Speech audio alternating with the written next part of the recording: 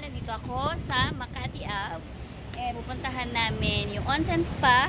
At nandito siya sa loob ng I'm Hotel. Okay. So, hiningal. So, ituturo ko kayo. Diamond VIP ng Long Reach, Philippines.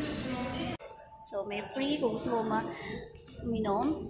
So, it's free. And of course, bago ka magpunta sa onsen spa, kailangan mo mag-register. So, punta ka doon. At bibigyan ka nila.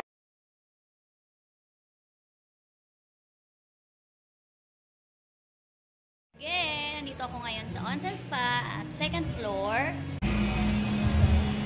Medyo against the light. So, tara na! Pero syempre, hindi mo pwedeng while waiting to others. Muna. Here's the facility. Ganda ng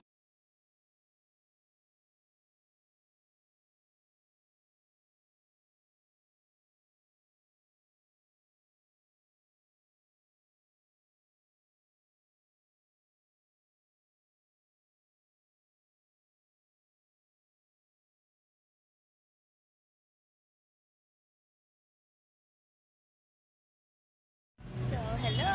Katatapos ko lang ng massage. And, andito lang naman kami sa tuktok ng building. Natawag ko pag-clear na lang. Kita mo yung ilalim. Oo nga, ako din eh. Parang infinity pool lang eh, no? So, ang maganda kasi dito, diba? Para ka lang nasa hawla. Para kaming ibon. Yan yung pool. Ganda dito. Sulit! Sulit na sulit. Lalo na kami ay libre. Diba? So, ano masasabi mo? At nakapunta ka dito sa onsen spa? Partner ko yung wala. Ako? Ay, hindi. Siya. Hindi, dami ko na-realize. Nung kailangan na-experience nung mga downline ko to, family ko to. Yes. Masabi ko.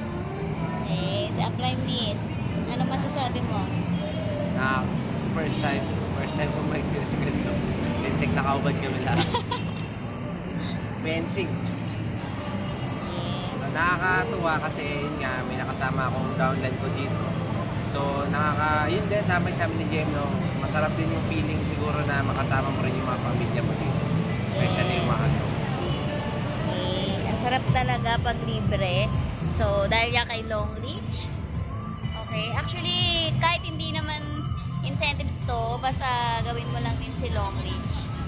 Pwede mo ring ma-enjoy yung ganitong life. Diba?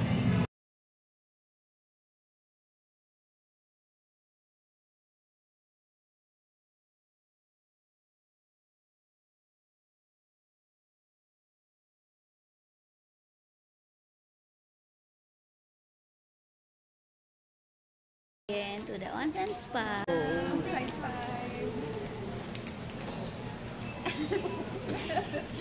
Tayo bumalag. Siyempre.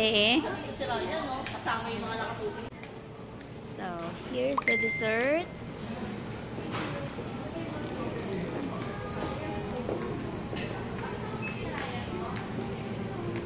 Kain na.